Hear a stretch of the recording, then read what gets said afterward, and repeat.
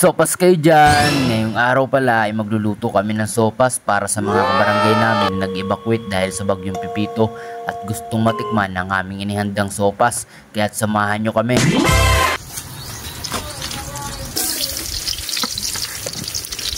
Sarap.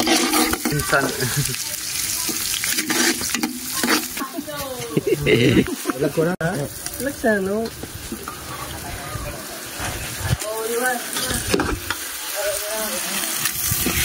At tapos na ang maluto kaya umalis na kami para ipamahagi namin ang niluto naming special sopas.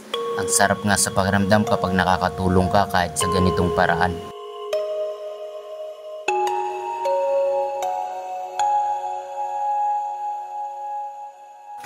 May 20-20 sana. Taga-barangay man.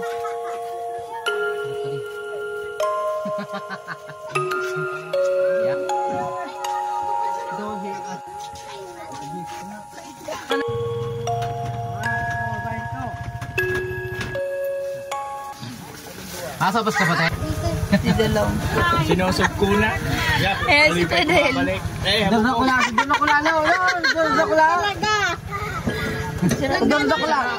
Nakakula agad nila. Ayaw. No, tinapi oh. Kuha na sana. Pasay mo. Ang masunod kay may idak na mahanga. Ang masunod na kapitan. Kapitan ka mga para utang. At medyo ginabi na nga kami dahil hapon na rin naman na kami nakatapos magluto. Pero ganun pa man, napakasarap sa pakiramdam at sa susunod ulit kahit walang bagyo. Salamat sa panonood.